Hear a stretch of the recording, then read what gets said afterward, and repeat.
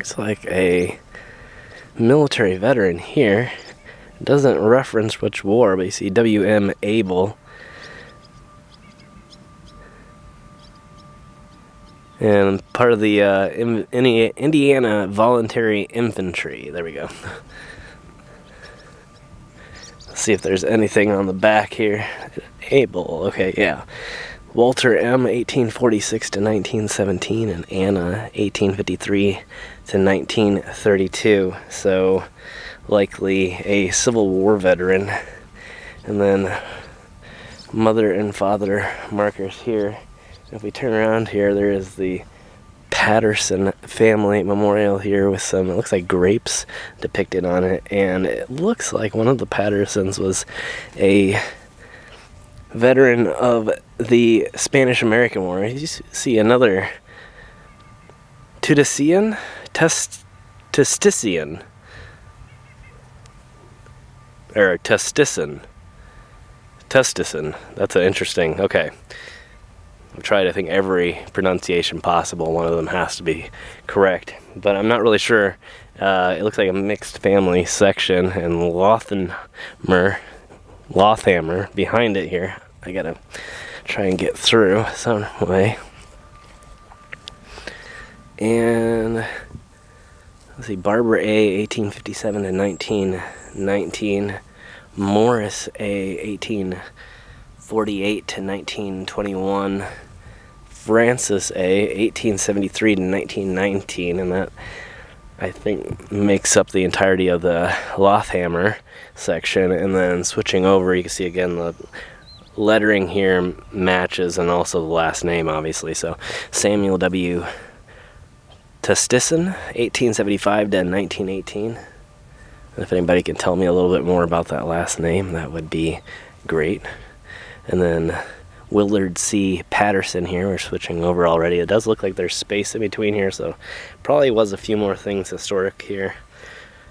But unfortunately not anymore, or it's undergoing restoration. So Willard C. Patterson, 1855 to 1916. Martha E. Patterson, 1858 to 1923. And then the Hamilton family. You can see that kind of a popular way of doing things is in this particular section, and city is the large family stone with just the last name, or only a few members of the family, and then the individual markers. So the Hamiltons here, looks like starts actually right out here. George Franklin Hamilton, 1871 to 1944. And then Benjamin here, 1845 to 1917. Catherine, 1851 to 1920. James Hamilton Provins, 1906 to 1918. That's interesting.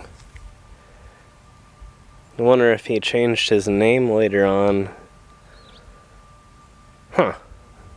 Interesting, I don't know. Wayne Alexander Provins.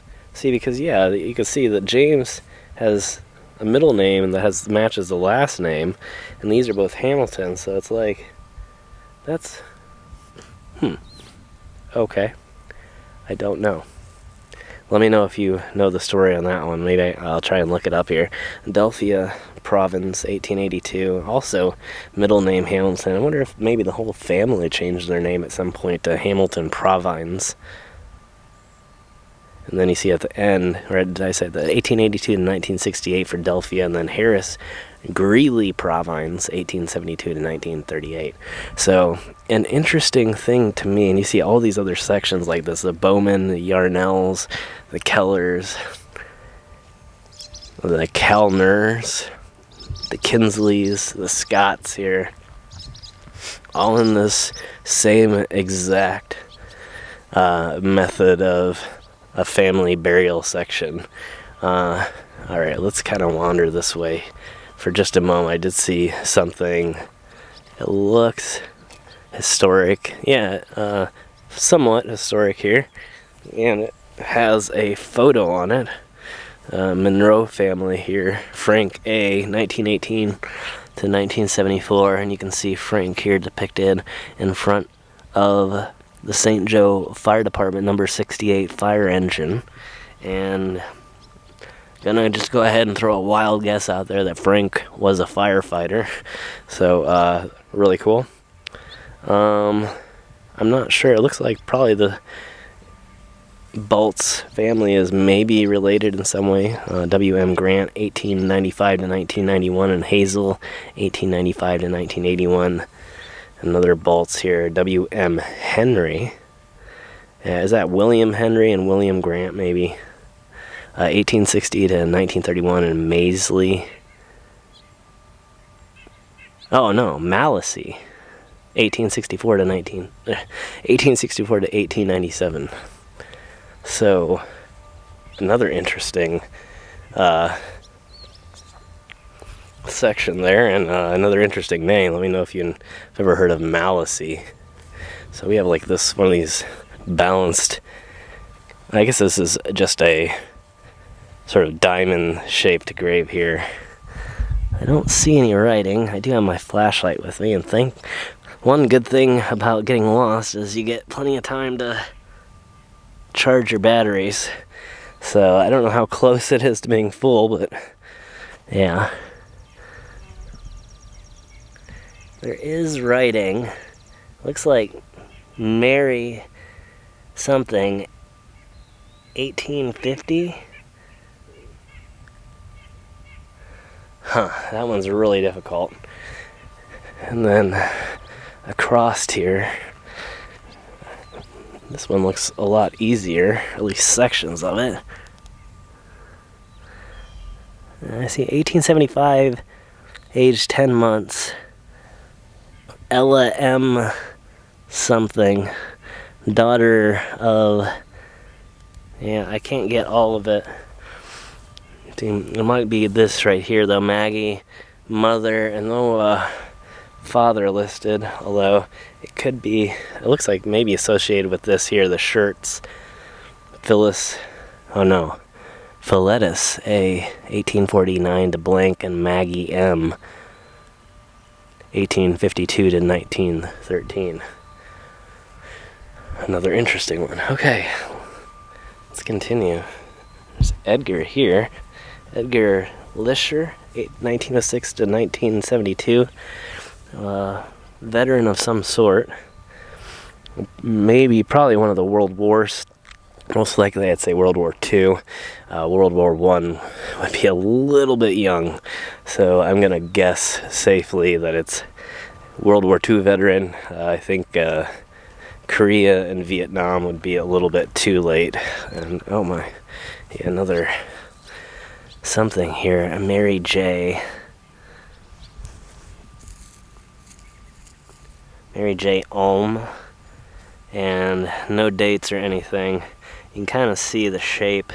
It looks like it had two sides to it. There's one headstone or a memorial of some sort that went there, and then another one here. And it looks like there's a little walled-in section where you'd plant flowers or something. So quite the damage. And you see the Ulms here too. Jeremiah Ulm, 1842 to 1907, and Hannah, 1849 to 1924, and another U.S. Veterans marker. But this would have almost... Wait a second. 1907, okay. I thought that was an 8 for a second, okay. So yeah, most likely a Civil War veteran with just an updated marker. So we'll walk over here and check out our signage here, and then read a few more.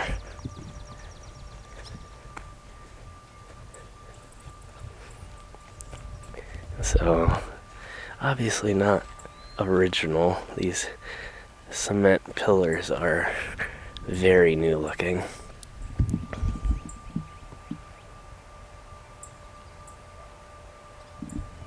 Some really nice metalwork.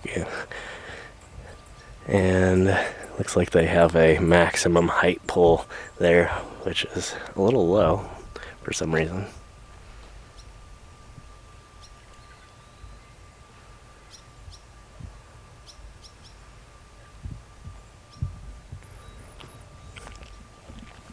Alright, let's go ahead and just start walking this way. Because I do see what appears to be a Woodman of the World memorial. Very large, whoa, a huge divot. Let's see, A.E. Swineford, 1827 to 1894, and Margaret, 1832 to 1919. And wow, that must be like a couple foot difference.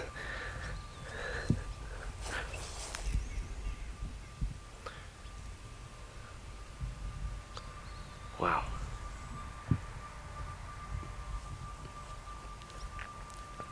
Overall, though, this place looks amazing. They've really taken great care of it. Some more unfortunate damage here. The Arnold section here, George S. Arnold, 1846 to 1914. It does look like it was a family stone, which was intended to have more than one person memorialized, but they just never did.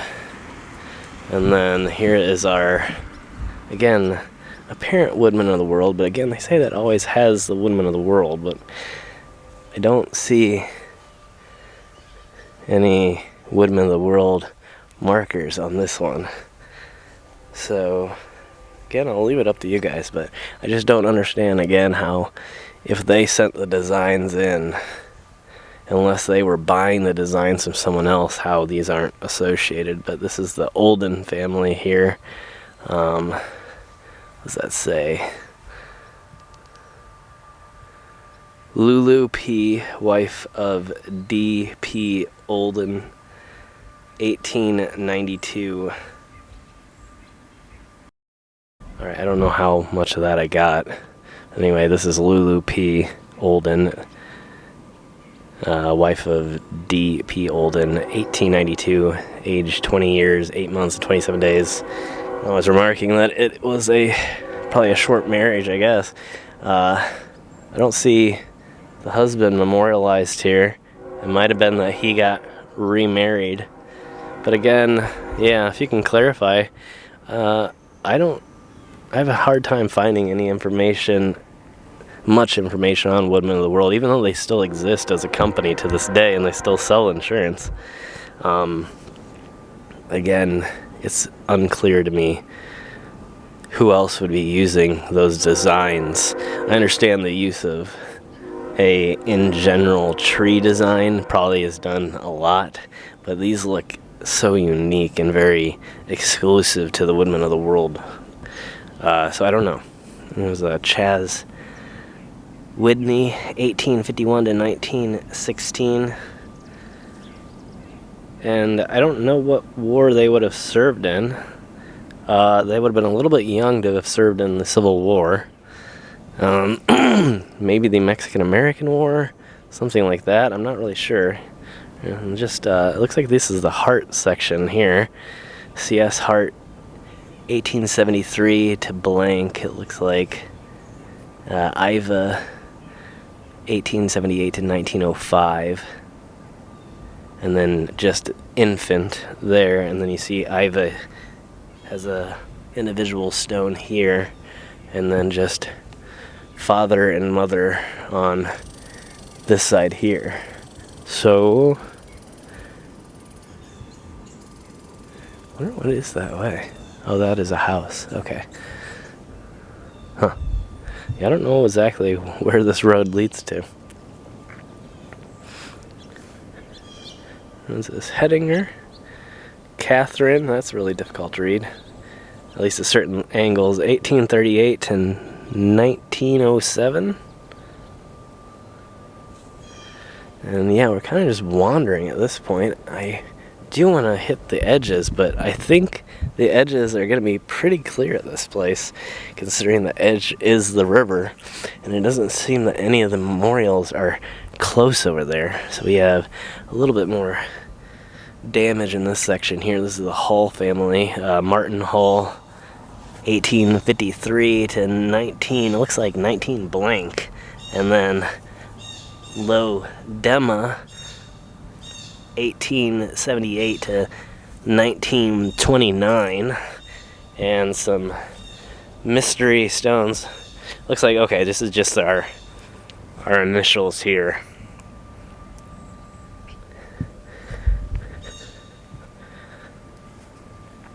Alright, let's just go ahead and I want to walk this way real quick and just make it to the edge.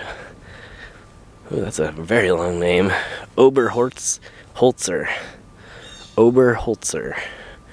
Barbara, 1846 to 1925, and Daniel, 1845 to 1927. And then next to it, Benjamin E. Soule, 1871 to 1952. Oh, it does look like a kind of a little addition back there. Alright, let's head this way and we'll read a few and then kind of look into the abyss here, which pretty much is just a hill that goes down to the river. So yeah, it definitely doesn't really look like anything's gotten left behind here. Like, again, I can just go to any point here. There is obviously a base stone there, but if you look way down there, there's nothing there.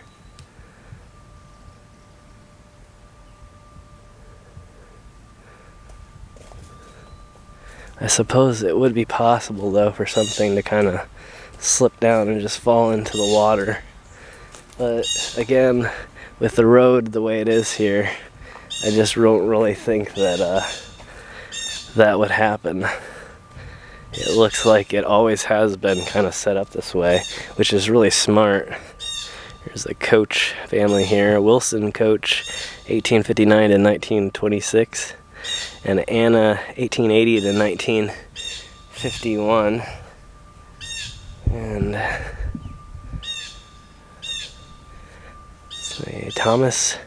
Nelson Thomas, 1854 to 1921, and Margaret J, 1859 to 1922, and a lot of blank space here. It looks like it probably shouldn't be blank. I would assume that there's something in there. Man, definitely a place that we're gonna have to make it back to.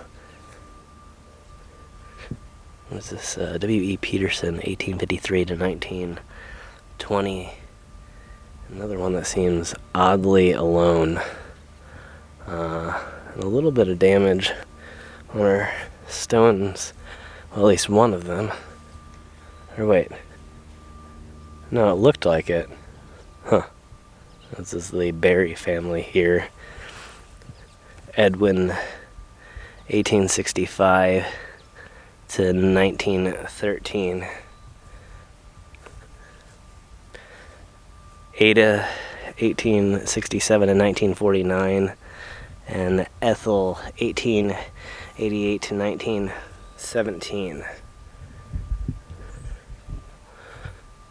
And again, heard some interesting noises from here.